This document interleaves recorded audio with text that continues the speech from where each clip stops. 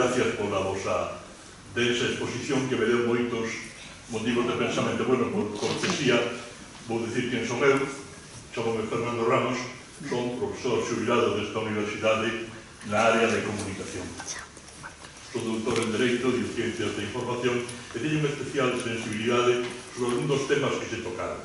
Quería preguntarvos unha cousa, que non se nomeou esa palabra, que riscos hai se nese proxecto da reducción do consumo e do aproveitamento dos recursos entra a bella idea do maltusianismo, de que hai que controlar o crecemento da poboación, porque hai economistas que xa o din. En China, na época de Mao, se fixo.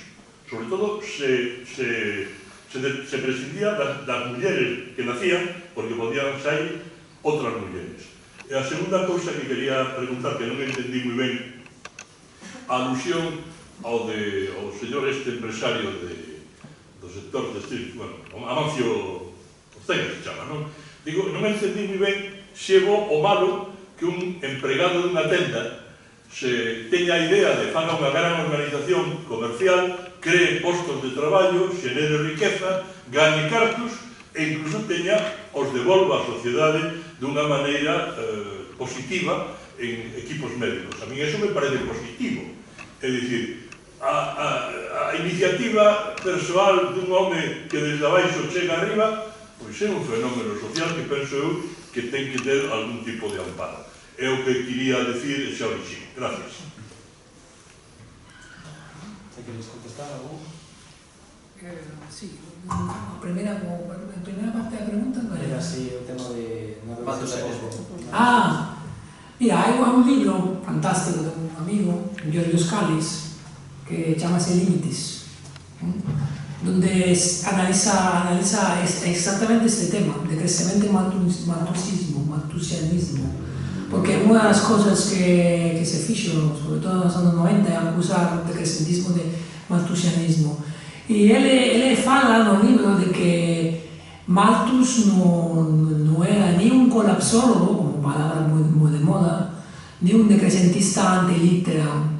Era un crecentista convencido, profundamente racista e clasista. Como que decía Malthus, o reverendo Malthus, era de que os pobres non ten que medrar. Poden medrar de número, non ten que medrar de clase, porque necesitamos os pobres para mantener unha distancia, para poder explotarlos. Esta final era a idea que además non fai falta grandes non é rocket science, como dicen os ingleses, simplemente leer o libro de Malthus. Entón,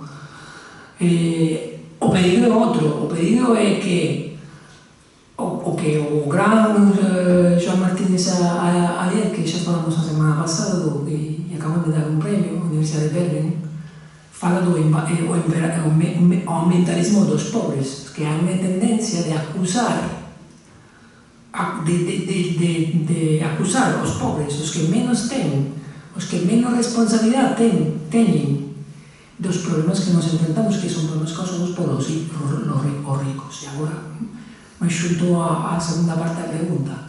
Entre os ricos é o señor Amancio Ortega, porque ninguna fortuna se pode crear sino a pesar do traballo dos demais. Entón, o señor Amancio Ortega é rico porque ten seguramente unhas capacidades, pero é extra rico porque parte do traballo que ha permitido a creación da súa riqueza non é un traballo que ha sido justamente retribuído aos seus empleados e empleadas. Entón, eu creo que a riqueza extrema de Amancio Ortega non é compatible con a democracia e que se ele poña 60 millones de euros para comprar 2 equipos médicos que parece que Feijóo no final e dio a hospitais privados, non me parece que se resolva o tema das desigualdades que este homem está creando, e además coa cultura empresarial terrible que ten Inditex, do desprecio total do medio ambiente, das persoas e da humanidade,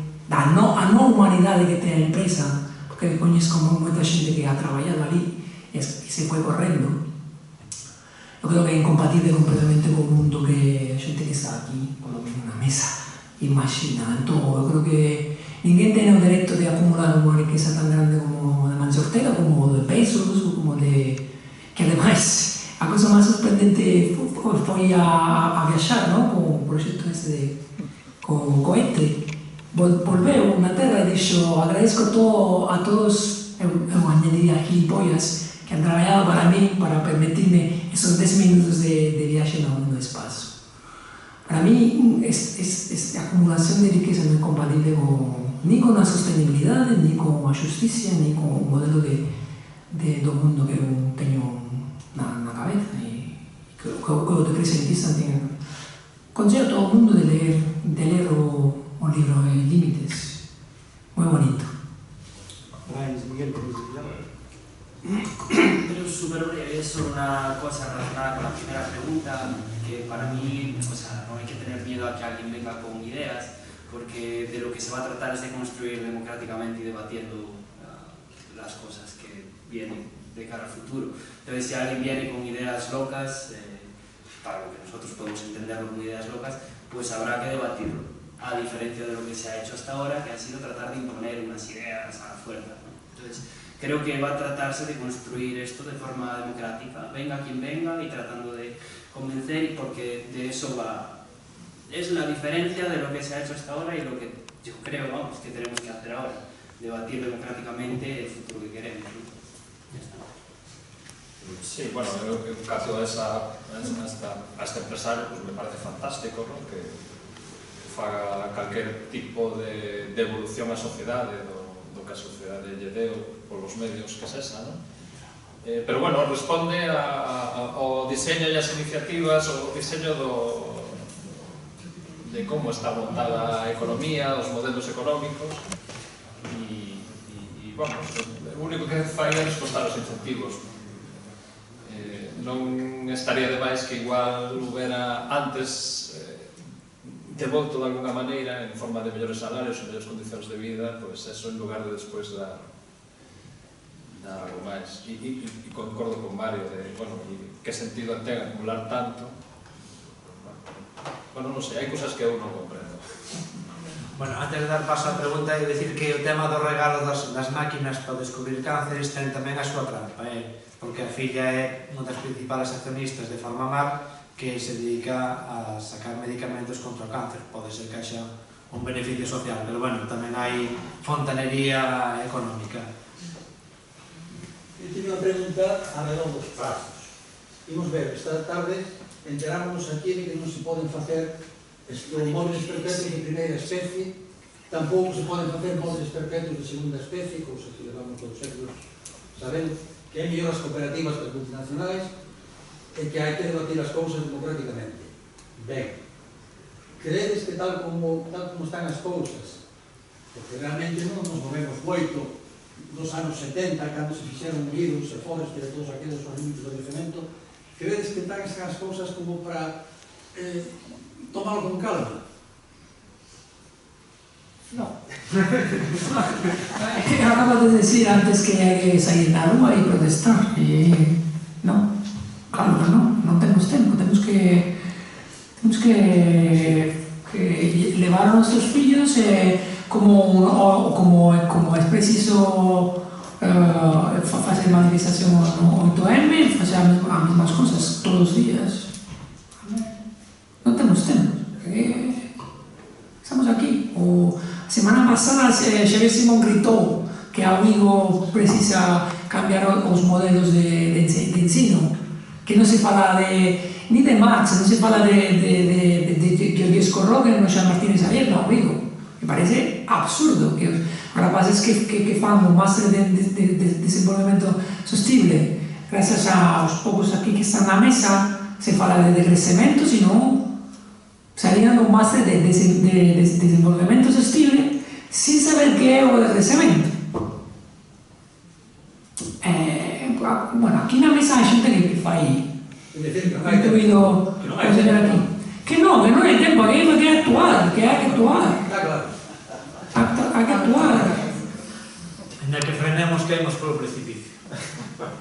A ver, non lo acaba de besar ahora o informe do panel de cambio climático, nos está dicindo, a ver, se queredes tomarlo en serio, ten que ser xa, e se non lo vamos a tomar en serio. Non creo.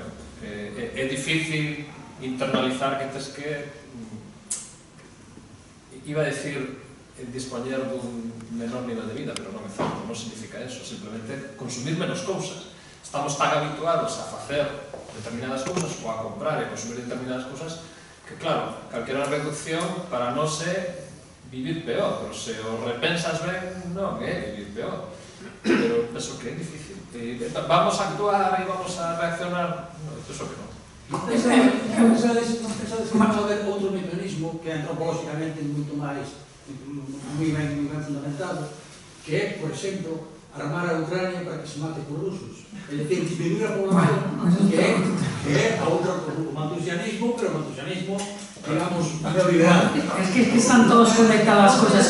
Eu sempre dixo, a ver se hai máis mulleres que tenemos, porque senón estamos aquí como esta de páxaro, como decimos en Italia. Hai que dicir, estamos nunha mesa todo pirolos. Eu sempre digo a xente que me dice que se fai, que podemos facer. Escolledes unha loita, que ten que ser unha loita global e unha loita local. Escollemos cada un, ten que ver unha loita global, que é o que estamos facendo agora, unha loita local. Que pode ser cosas simples, como que, por exemplo, en Pontevedra estamos loitando en contra de Ence, o que facemos no grupo é apoiar modelos de produción local agroecolóxico tradicional, comprar verduras ali. Unha loita pode ser unha cosa simple, non? Pero que sexa unha loita.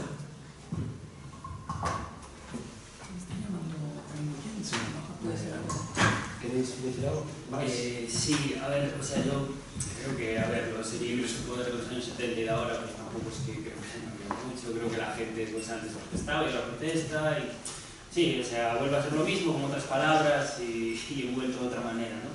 Pero bueno, sí hay tres cosas, al menos, que sí creo que son diferentes, que a lo mejor pueden llegar a marcar la diferencia para llegar a generar cambio, ¿no? Para mí son, primero, la magnitud de los datos que tenemos hoy en día, son brutales. Hoy mismo salieron datos nuevos que asustan. Es verdad que no nos asustan a todos, por desgracia, pero bueno, asustan bastante. Por otro lado, la urgencia que generan esos datos, que a lo mejor pues antes no la había tanto, ahora la sentimos en la piel. Y la tercera cosa tiene que ver con la comunicación y con los canales de comunicación que disponemos hoy en día.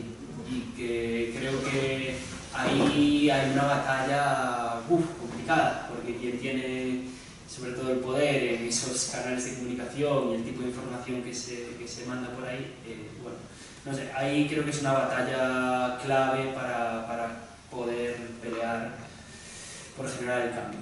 Es una opinión, no es, no sé, algo contrastado, pero sí que es cierto que hace falta meter mano ahí de alguna manera, en los medios de comunicación sobre todo. Sí, voy a dar la palabra a Miguel Fonda después de Chantil, ¿vale? Sí. A mí me gustaría que, por favor, aclarara, no recuerdo el nombre, la persona que hizo referencia a los coches y el rural. Sí, ¿Qué concepto realmente es para usted el rural? Y la referencia a los coches. Que me aclare eso, que no lo entiendo muy bien. Para mí rural un espacio físico pues, que está a certa distancia dunha cidade, dunha gran cidade, se queres. Vale? Entonces, que é rural? Pues igual Tomiño pode ser un entorno rural, que está aislado. Non estou pensando nos Ancares ou algo así, eso es todo todavía peor. En Vigo podríamos tener el concepto de rural inoculado. Concepto productivo. Sí. Eu non mo veo, a ver, como entorno máis ou menos natural ou en contacto coa natureza, sí, pero non na concepción na que eu me estaba expresando de rural en sentido de que vas a ter unhas necesidades de transporte privado, sobre todo, bastante importantes pola desconexión, polas distancias e pola dificultade de ter sistemas de transporte público que funcionen, que no rural poden funcionar.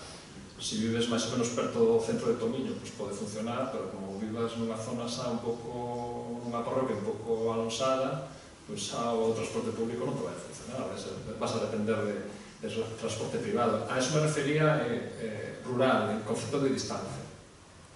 Non de que as a campos un entorno natural, que en Vigo temos rural, en ese sentido, pero non me lo desfado.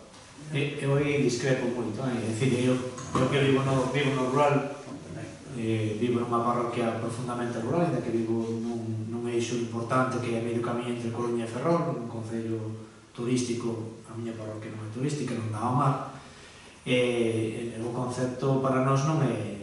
O problema que temos nós é que estamos inseridos nun modelo económico que nos obriga a correr e a sair do rural. Se tuveramos un modelo social e económico que non nos obrigara a ter que pagar impostos, a ter que pagar de todo, pois a mellor vivíamos de outro xeito, non? Entón eu creo que, como decrecentista eu digo, é que non cambiamos nada se pensamos que o mundo ten que ser moi parecido ao actual, ten que ser moi parecido ao que foi. Entón, se é moi parecido ao que foi no rural, non estaban illados porque había unha escola unitaria a 2 km e os nenos iban a pé. Entón había servicio porque había nenos e iban a pé. E ao mellor había algo máis de problemas co médico, pero non porque o médico estuvera lonxe, senón porque había que pagarlo e non había médico directamente, non? E claro, na Inquisición nos dedicamos a queimar as meigas para que non controlaran o tema da natalidade e nacerán moitos fillos por mandar para as industrias, pois toda a sabiduría da medicina tradicional e natural pois perdeuse, non? Entón hasta quedou a industrial. Entón eu creo que no rural podemos vivir perfectamente sin coches porque se viviu. Até os anos 50 en Galiza vivíase no rural, vivíase dignamente, e o problema era atender, digamos, ao roubo da plusvalía que nos facían vía impostos, non? Ou vía nobreza, se nos imos un pouco máis atrás. Tiña esa palabra? Sí. Bueno, algo o tocou xa Mario, pero eu era incidir no local, porque no tema global parece que como que xa temos a toalla tirada, xa se nos escapa, non? Que está aí e que acertada moi ben. Pero no tema local, que nos atinxe aquí a Galicia, que temos un mar aí enorme, que temos uns montes comunais e non comunais enormes, un montón de hectáreas. Si esas posibles economías se podrían explotar non, compartir un chisquiño máis, que falamos de compartir, falamos de reutilizar, e si a mellor a creación de cooperativas que xa existen, pero que están pouco fomentadas dos políticos, os excedentes, existen excedentes, en Galicia hai excedentes. Cando salen as laranxas, salen a miles. Cando hai sequía, non sale nada. Entón, non sei eu se vos xa tedes tratado este tema, seguramente que sí, pero un poquinho se falaba deste fenómeno. Non queimaron. As loitas que elixir ou de autoproducción? A pregunta é complexa. Non. Se está aí, deixamos que arda, ou se... O rural. O monte. O monte. Eu non son super experto destes temas, pero que a mí a xente me pregunta sempre, outra vez, que facer en términos de loitas locales? En Galicia hai un montón de exemplos que se poden seguir, do xeito urbano e rural. Eu viví 3 anos e medio en Aiares, a miña muller de Aiares, moitísimos exemplos de vos ali, de como o medio rural pode... Aiares é o único concello que medra. Por qué? Porque ten unha xestión tamén dos montes boa. Aquí todo o mundo mira a Vigo e as luces de Vigo. Tendes al lado Pontevedra, que é un exemplo de transformación real, de crecentista, ainda que o Lores non gusta a palabra de crecemento, pero podemos falar de pos-crecemento que querades, pero Pontevedra é un exemplo de loita. Sí, claro, por supuesto que ten que pasar seguramente por volver atrás en algunas cosas, outras cosas hai que avanzar, porque tamén o rural galego tiña cosas boas, pero tamén un montón de cosas malas, non? As sociedades tradicionais ten cosas que seguramente son compañeros coa sostenibilidade, moitísimas cosas que eu non gustaría vivir nun mundo rural de fai 50 anos aquí en Galicia. Como trataban as mulleres, como trataban os nenos, como se trataban o clasismo que tiña. Entón, bueno, sí, algunas cosas hai que volver, outras cosas que hai que avanzar en outros sentidos, non? Pero claro, por suposto que o rural ten que ser central. O rural é onde está a comida, ¿no? Que a cosa que non se pode reciclar a comida, vamos, a comida se ten que producir. E se ten que producir de forma canto máis local.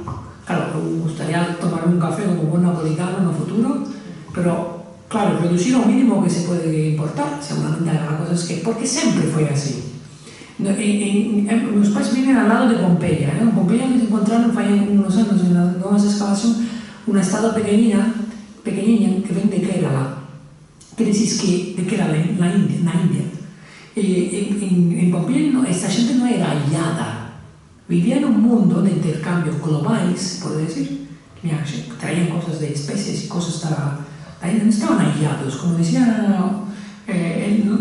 o rural no está aislado, había intercambio. Que pasa es que os tempos, como dice Arturo Escobar, antropólogo colombiano, os tempos do cuidado, os tempos da vida non son compatibles con o capitalismo. E o rural ten que ver ca vida, a xeración da vida. E non sei se contestei a pregunta, pero... Sí, sobre esto dos excedentes me gusta, porque a mí sempre me chama moita atención, sobre todo o tema da froita, me chama moitísima atención. Entonces a mí había unha cosa que me contaba, meu irmán montou a súa vida e ten a súa familia en Noruega, xa desde hai moitos anos, e me contaba que ali a xente ten por costume que cando veñen mazás ou así, e claro, veñen de golpe, non son capaces de consumilo, o que facían as recollían, as metían en bolsas e as poñían na porta da casa, unha versa, para que quen quisere pasar as levara.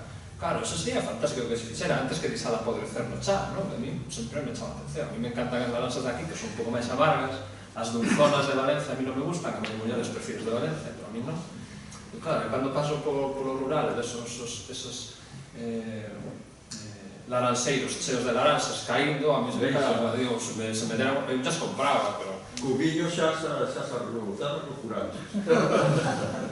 Cubillo está arreglado, pero co resto... Pero bueno, se esa xente que será levar unha tenda, porque eu isto facía de pequeno, eu son de Vigo, pero ainda así, vivía ao lado da Gran Vía, pero vivía nunha casa, con terreno, un pouco de terreno. E cando vimos limóns, tiñase, ibas a tenda e lo vendías. Ahora mismo é imposible, porque o da tenda está obrigado a ter un registro sanitario de onde ven as frutas, eso sería inviable hoxe en día, claro. O que era intercambio. Exacto, mercado.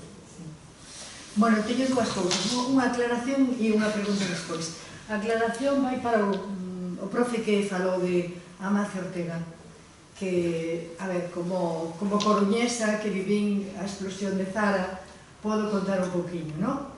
E cando empezaron, pois, el usou todas as mulleres da costa de Galicia, sobre todo da Costa da Morte, que sabían coser moito, esas mulleres crearon como pequenos obradoiros, investiron en maquinaria para poder coser prendas para Zara. E cando xa tiñan máis ou menos unha estrutura montada, pois eu creo que por non aseguralas, nin por pagarles todo isto, pois deslocalizou pola globalización e se foi ao Quinto Pimiento, Marruecos ou non sei onde. E todos esos obradoiros de mulleres quedaron a velas bien. Si isto é un empresario exemplar, que vai ser Dios e o vexa. Entón, bueno, é un exemplo que eu coñezo en directo, non? De boa man. Esa era a aclaración. E a pregunta é que quería preguntarvos a obsolescencia programada, que ahora xa se sabe que existe e que está aí, como está legalmente? O sea, como se permite eso? Pregunta. Bueno, legalmente hay mecanismos, nosotros estamos trabajando sobre eso, un compañero que no está aquí, llámase Javier Lloveras, podéis encontrar en nuestra página web. Hay mecanismos perfectamente legales que legalizan a través de, ¿cómo se llama? IPR, propiedad intelectual, legalizan la obsolescencia programada, non só a obsolescencia programada, porque a obsolescencia programada é unha parte do problema. En realidad, hai mecanismos complexos como poner barreras a reparación, crear mecanismos de o que se chama obsolescencia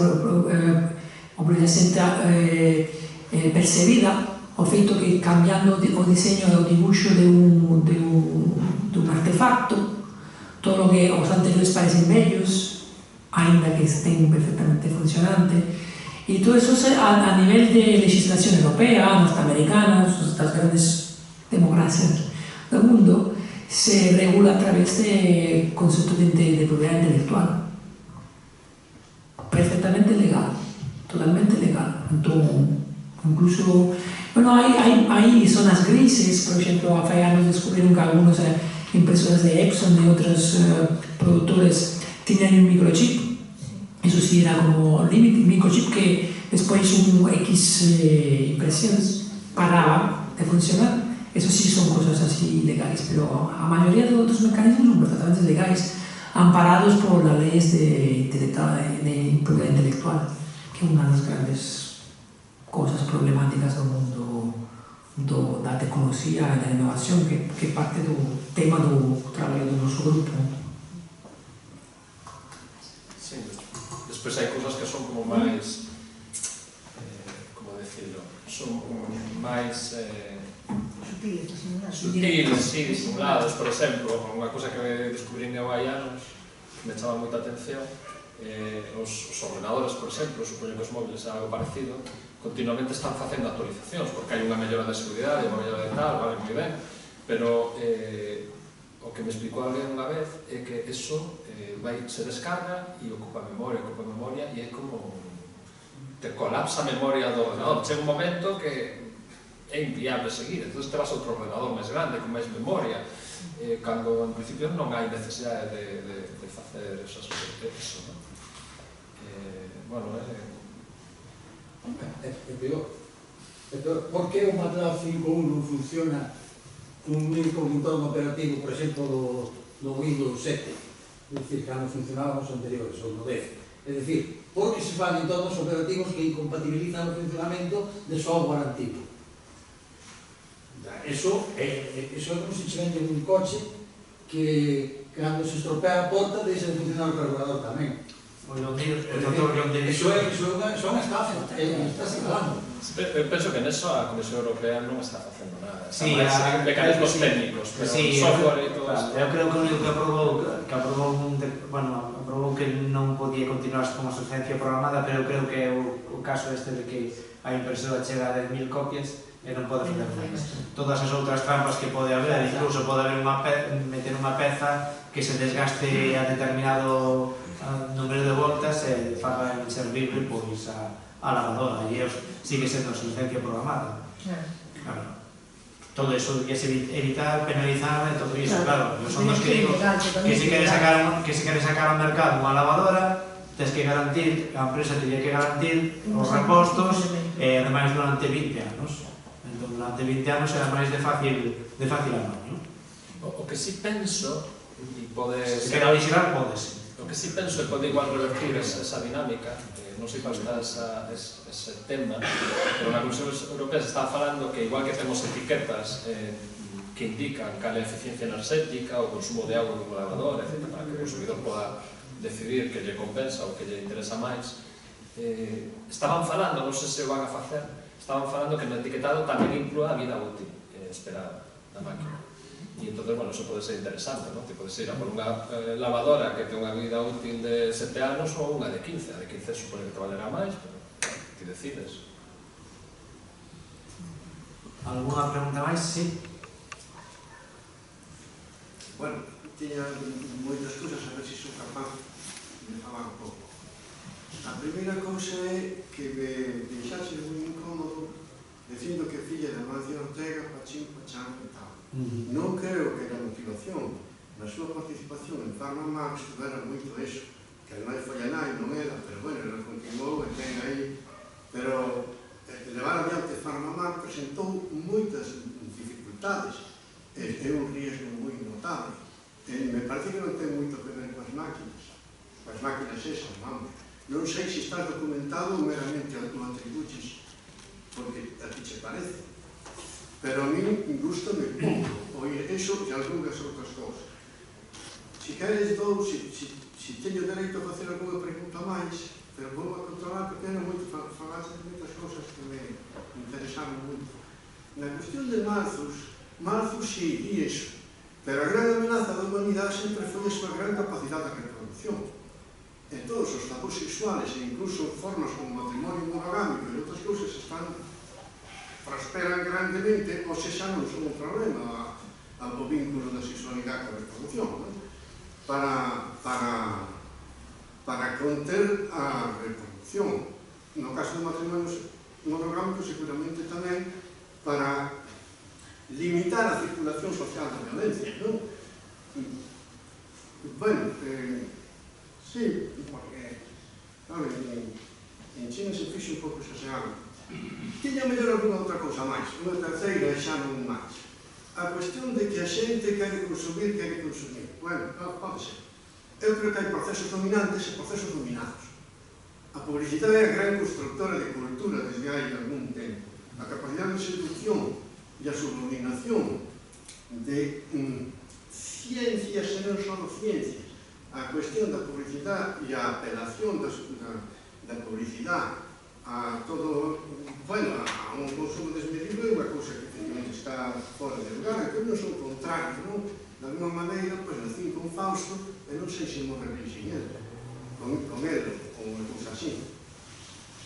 Incluso, nesta cuestión da cociña, pois agora está todo o mundo coa cociña, sí, moi ben, porque o fillo aprendenlle a facer cociña, e tens que andar recorrendo os supermercados para facer a cociña. Que é un bo cociñeiro? Un bo cociñeiro é un señor o que hai na casa fai que comer para a xente. Unhas verzas con patatas é un plato moi bo. Toda esta cousa está apelando. Agora, se vamos a decir a xente que se mortifique, non, o que hai que facer, se se quere unha economía, non sei se funcionamos mal, pero ahora está todo o mundo enloquecido pola cociña, pero tamén as outras cousas que teñen necesidade. Bueno, Contesto o primeiro tema de Mancio Ortega. Cortiño, pareceme moi ben que teñan ustedes unha boa opinión de Mancio Ortega, pero igual que vos tiro... Non falei de boa opinión, falei de atribuir gratuitamente. Non atribuín gratuitamente, é dicir, eu sei e pode buscarlo na internet, a filla da Mancio Ortega ten accións en Farmamar, e Farmamar dedícase a facer investigacións de fármacos contra os cancros, e unha das máquinas que regalou a Mancio Ortega era para descubrir cancros. Iso é así, e dixen, iso non é só altruismo, é tamén publicidade, é fontanería económica, porque ao final tamén, se conseguir máis cancros, atopar máis cancros para o medicamento que vais vender, ao final tamén obter máis negocio. Eu dixen así, as empresas cando fan donacións non só fan a donación polo seu bon corazón, senón que se fai moita fontanería económica. Me permitides engadir unha cousa positiva ao final, porque gustoume moito a alusión que fixestes a certas cousas volver para atrás é o rural, a cultura do rural, o que temos que aprender nas cidades do rural. E conto brevemente, eu son lugués de nacemento, pero os termos son de... Non é un debate, temos que facer preguntas, porque senón eu me teño que marchar en 10 minutos. Pero podo dicir o que quero dicir ou non? Déxame contestar, Primeiro vai contestar a pregunta que fixo. Perdón, que adianteime, perdón. Sí, o señor fixo unhas preguntas, entendo, non? O tema da población, entón, o mellor sería contestar a pregunta e logo, se queremos facer outra pregunta, porque o tema non é unha pregunta, creo que era unha pregunta, porque o tema é sempre, en esos tipos de debates, é que se confunde o momento de pregunta como o momento de o que agora vou a soltar o meu speech. Que está ben, pero logo hai que presentar o debate como en esos términos, e non creo que se xo caso. Hai que convertir en preguntas como no Parlamento, non? No, hai que levar o tema de debate máis que preguntas. Justamente, Mario, contesta a pregunta. A mí me interesa sobre todo o facer o tema da población. que é un tema bastante discutido no tema do decrecemento e bastante delicado, porque hai moita xente, sobre todo a dereita histórica, que ha utilizado históricamente o tema da población. Unha cosa, simplemente un feito científico. O ser humano é un dos mamíferos con menos capacidade reproductiva e menos tasa de reproducción que existe. Moi baixa. Por iso, antigamente se facían moitos fillos.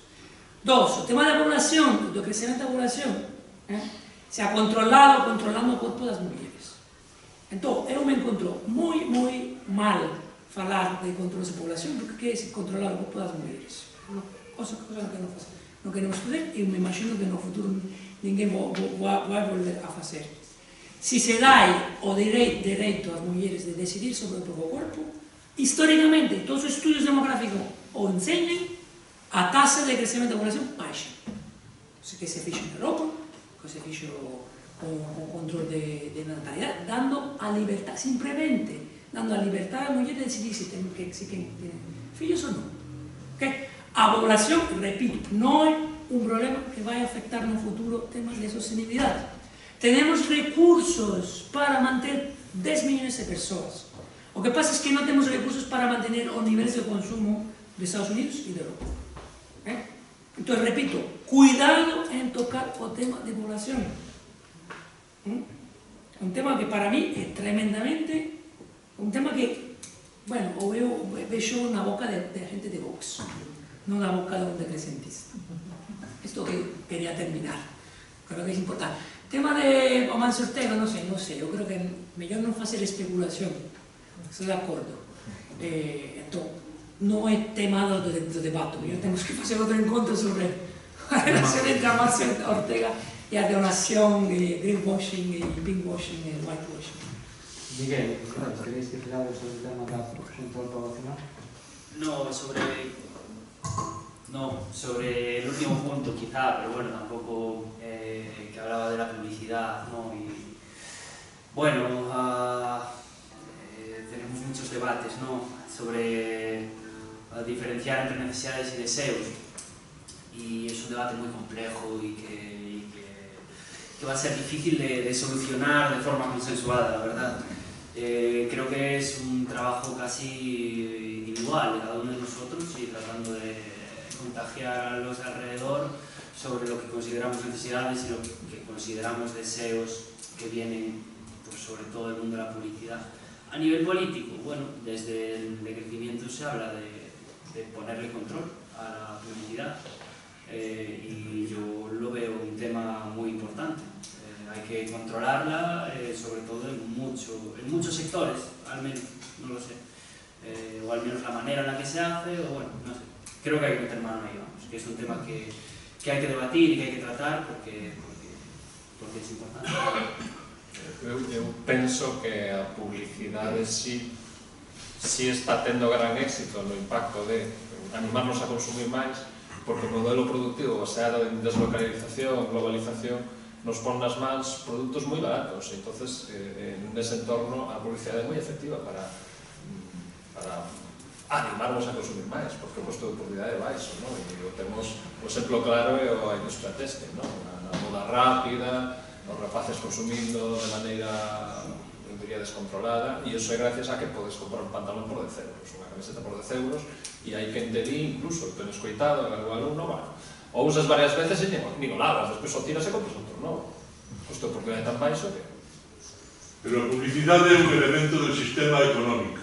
Hai publicidade lícita, ilícita, como todas as cousas da vida. E, por lo tanto, penso que hai cousas que habrá que regular para que non haxa publicidade comparativa ilícita, para todo eso. Pero a publicidade é un mecanismo absolutamente necesario. E o último que eu quería dicir, facendo unha alusión ao medio rural, que temos moito que aprender dele. E quería contar unha cousa. Eu me lembro cando era rapaz que no pobo do meu pai, na Martín de Valdeorras, cando as festas do pobo, cada veciño aloxaba a un músico. Era unha cousa fabulosa, porque lle aforraba cartos o concello. Sería imposible hacer unha cousa así, non? Cando as festas de Castrelos. E logo tamén me lembro moito dunha cousa que me gustaba, que cando pasaba un persoa, un turista que fora pola estrada e collía unhas uvas ou corría un pexego, ninguén se cabreaba, porque había un sentido comunitario da vida. Eso é a alusión que fixestes a cultura do rural, que é unha das cosas que os homens do noso tempo, penso eu, temos que recuperar, ese sentido abranquedor, solidario, e que pasa un paisano e colle un pexego, pois non hai que cabrearse porque sobran pexegos. É o que quería decir de unha maneira positiva, porque me gustou moito a alusión que fixestes os dous a este aspecto. Nada máis. Hai algunha pregunta máis? Sí. Si, mira unha cousa, en isto de... para un pouco de crecemento e de titular, vos non creedes, eu sei que en Francia, por exemplo, a legislación para que haxa repostos para os aparellos, para que duren, está sendo obrigatorio, é dicir, que xa ten que aparecer nos novos produtos si vai haber produtos sustitutivos como unha forma de evitar esa obsolescencia programada e que ti saibas que como mínimo te van a garantizar 10 anos, en Francia creo que 10 anos, que un produto ten que ter reposto. Entón, claro, creo que por aí sí se pode avanzar moito nesas historias de deixar de usar e tirar que unha lavadora que falta tal peza e que ti non pode reparar porque xa te ven o técnico que dice no, e que non compensa, e que compensa, pero non. É dicir, cambiar esa legislación. Eu sei que en Francia, por exemplo, saliu unha lei que... Sí, a partir do mes de outubro do ano pasado está en discusión no Parlamento Europeo unha directiva sobre dereito a reparantes. Esas cosas se están discutindo. No, pero que salga, é dicir, que ti cando compras un produto que teñas claro... Sí, hai miles, en Estados Unidos, en distintos estados, hai normativas diferentes que van en esta dirección. Eu diría que en países como a India e China hai todas unhas redes de reparación informal que se pasa por fora todas as normativas e as trampas das empresas. Hackean e cambian e todo. Podemos aprender moitísimas cosas de esos países que supuestamente son subdesarrollados, ¿no? Claro, no, pero eu pongo o exemplo de Cuba. Tienes esos coches americanos dos anos 50 siguen funcionando. Como consiguen que ese mismo coche do ano 50... Non sei se sabes que en Cuba o Ministerio da Industria ten varias, agora están ya varias edicións do manual de reparación, onde se podes facer hasta un fusil de caza submarina con as cosas que ten na casa, sabes? Que se fixo a partir do período especial, non? Manual para que libremente todas as persoas podan reparar as cosas que teñen na casa, electrodomésticos, hasta o coche. Porque este señor da adolescencia Bueno, teño que marchar porque teño un tren, na cidade de Pontevedra, será mellor a cidade de Galicia. Quería decir que a mí, o xefe de calidade de Citroën, non temos luminares, por cierto. Un coche, xa non temos luces navidades. los repostos as pezas que podían fallar. Bueno, moitas gracias a todos e a todas.